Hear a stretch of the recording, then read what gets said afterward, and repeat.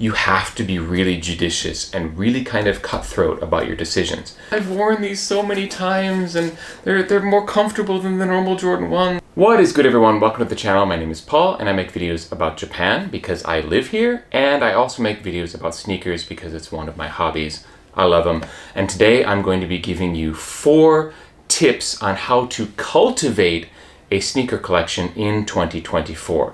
Because let's be honest, we're all trying to save a little bit of money these days. These tips can help you to actually go about culling and cultivating and bringing together a collection that really is you, and that is your collection, what you want to wear, what you really want to have, and will allow you to get rid of the shoes that maybe you're not so attached to.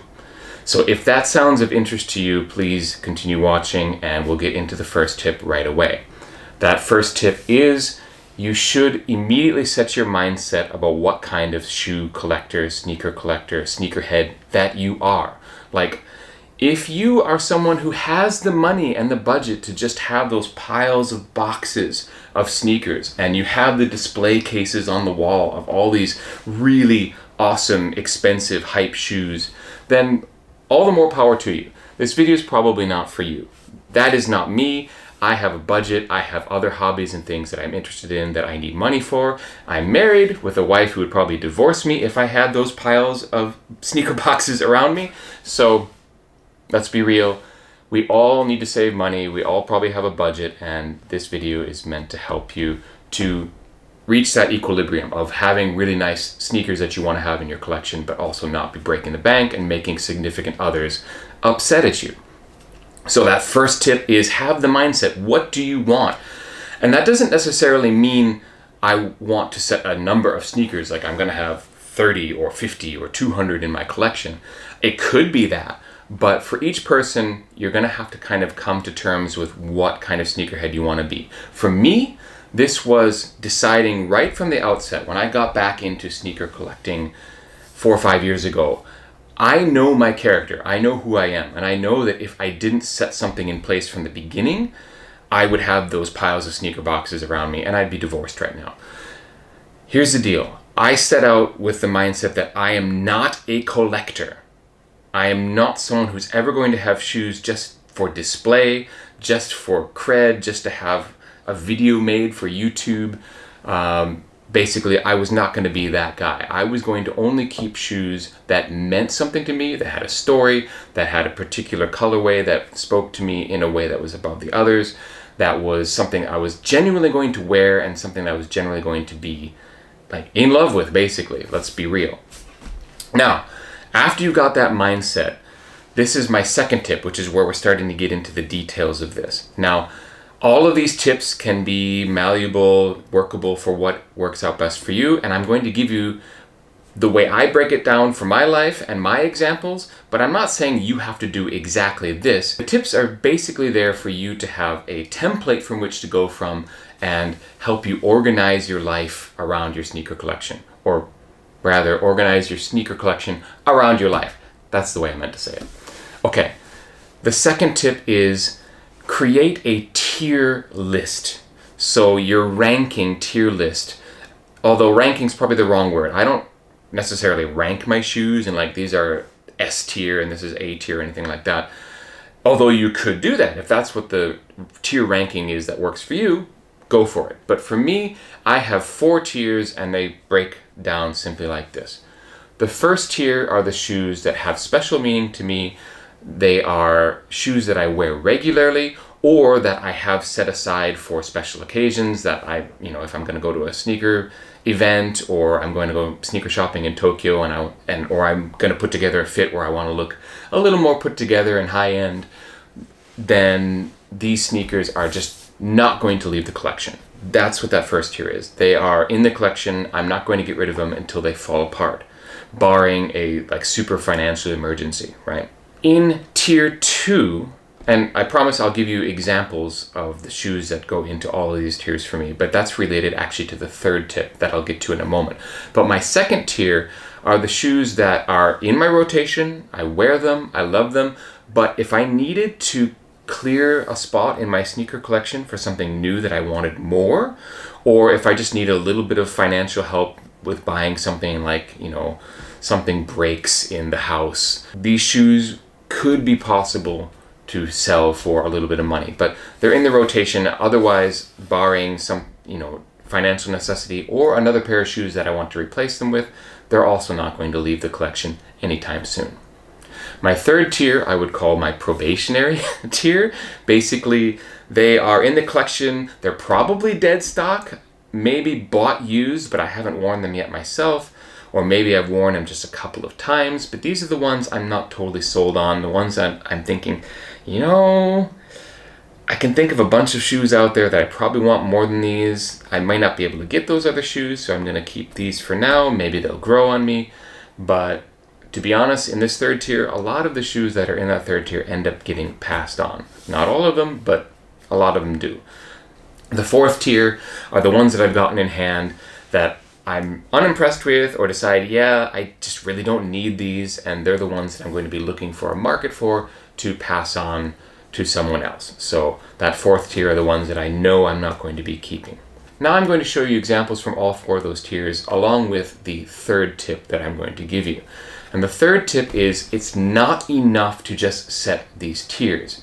You have to establish criteria for what puts a shoe into those tiers.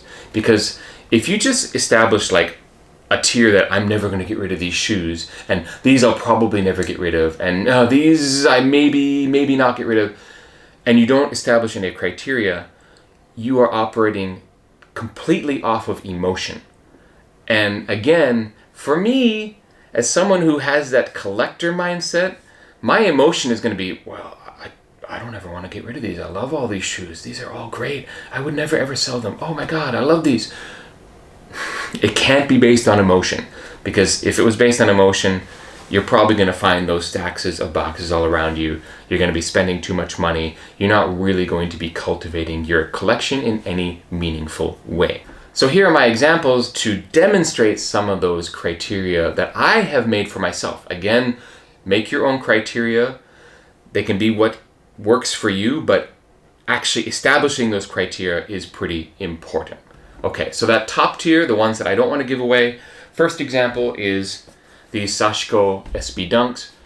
I wear these all the time. I have a bunch of fits that I put together with these shoes in mind, and as such, they're not going to leave the collection because I just love them too much. I wear them a lot.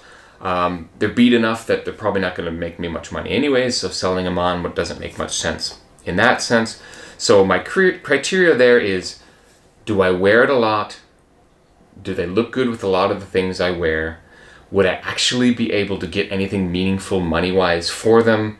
And I use those kind of line item criteria to decide if this is ever going to leave the collection or not. On the other hand, I have this pair of reverse shattered backboard Jordan 1s, and obviously I do not wear these every day. The criteria for like being in the rotation all the time would not apply to these. I mean, you can tell I do wear them, but that is one of the criteria that I actually wear them. There's nothing in my top tier that I would never get rid of list that has never been worn.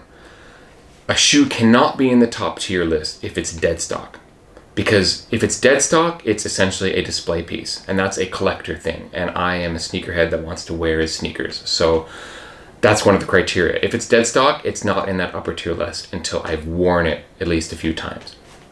Now, why are these in the top tier list, even though they're not a daily or weekly rotation thing, is these are for special occasions. I'll wear these to a sneaker event. Now, for the second category of shoes that probably won't ever get rid of, but it's a possibility, I will bring out the Shattered Backboard 3.0s. I know a lot of people don't like these, but I have several fits with which these go really well. I actually really like this aged kind of cream outsole, and I never minded the, what people call the trash bag leather or whatever. I never minded this leather look on the Shattered Backboard 3.0s. Again, they kind of fall into that criteria of I wouldn't get a ton of money if I tried to sell them anyways because they're so worn. Again, they kind of fit those criteria, but I don't love them. They're not as much of a grail per se as these. So I happen to have a fair number of orange sneakers. So culling of the orange sneakers would be one of the first things I would probably do. Actually, I use this as an example of the second tier because this is the one I'd probably be most likely to sell if I really needed the money for, getting rid of some shoes in that tier. And I want to make clear that culling is actually a really good word.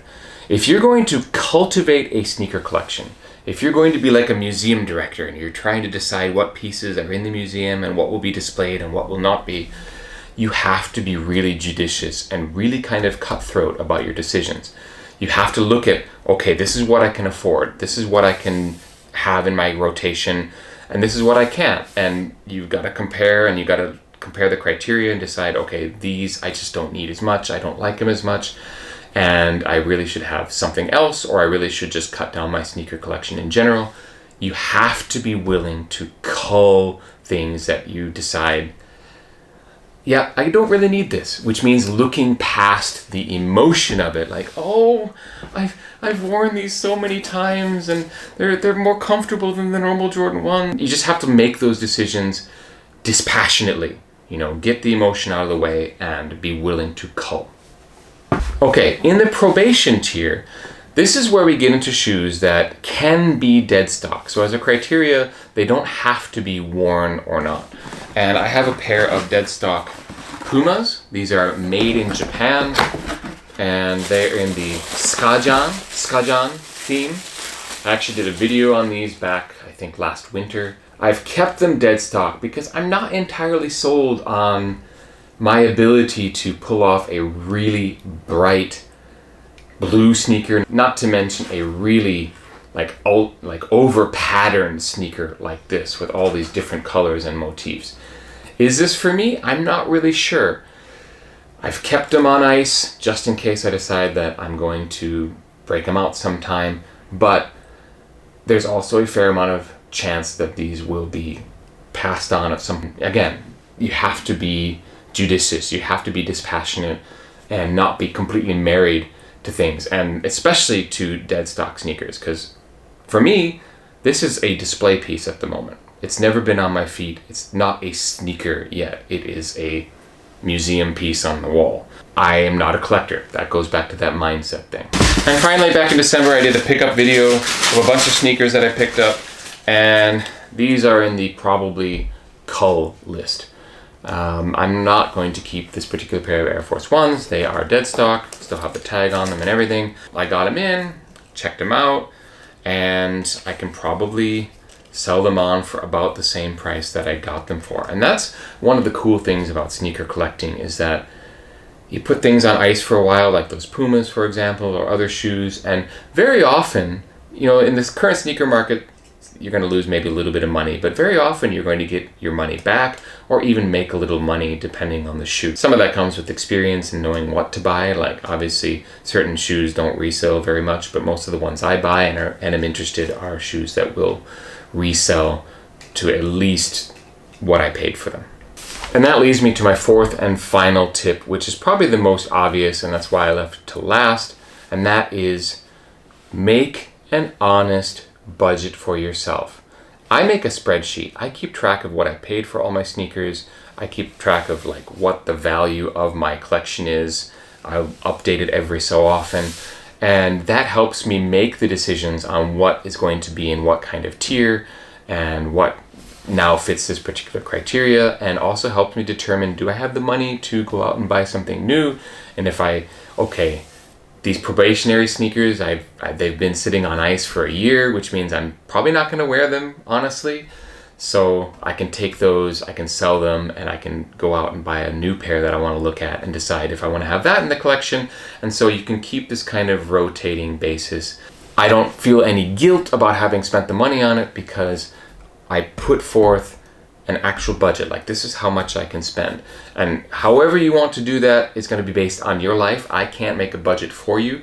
I can't even really suggest a type of budget to follow, other than it should be consistent. It should be probably a percentage of your income that you feel you can spend. It's not an investment. It's not a saving. It's not, it can be, sneakers can be an investment and a saving, but you shouldn't think about them like that. No gains until they're actually realized, right? You don't actually make any money until you've really sold them. And so whether it's a budget by the month or budget by every 3 months, or you give yourself this much money for a year, if you have the organization that you can look out that far. I personally give myself a monthly budget, and it fluctuates based on what I've bought and sold previously, but I try to keep it within a kind of a gray zone line around that budget. And as such, I don't overspend. I have never gotten into trouble financially, taking care of the other expenses in my life. So not only do you need to be dispassionate and strict about your criteria and your ability to cull your shoes, but also strict and dispassionate about the budget you set forth. Is it okay to splurge on occasion? I guess so. Everything in moderation, including moderation. But can you do that, a lot? No, you really should not. And so those are the 4 tips. The first tip is have your mindset set. You are going to be this kind of sneakerhead. You're going to be this kind of collector. You're going to be this kind of person who has this kind of shoes in your rotation. The next tip was make tiers and put your collection shoes in those tiers so you can have them organized. Even make a spreadsheet for that if you want. Third, and maybe the most important tip, is have specific criteria for those tiers. What does it take for a shoe to be in the tier that you keep absolutely, and what criteria is in it for the category of shoes you're still not sure about. The fourth criteria, and maybe the most important, is have a very strict budget. And then the bonus criteria was just be dispassionate when you're actually making your decisions. You can have all the passion you want for the shoes and for your collection, but when it comes to making the decisions for what's going to be in that collection, cut the emotion out of it. All right. Let me know if this was of any help to you, and if it was of help to you and you know other sneakerheads that you think this would be of help to, please pass this on to them. Please share the video, subscribe for more content like this. I'm planning on doing a slew of videos throughout 2024, everything from pickup videos about how the sneaker market in Japan is different from elsewhere, videos about reviews of shoes, and also I will probably do more videos about how I manage my sneaker collection. So if those are of interest to you, please subscribe. Thanks for watching this particular video, and I will catch you next time. Peace.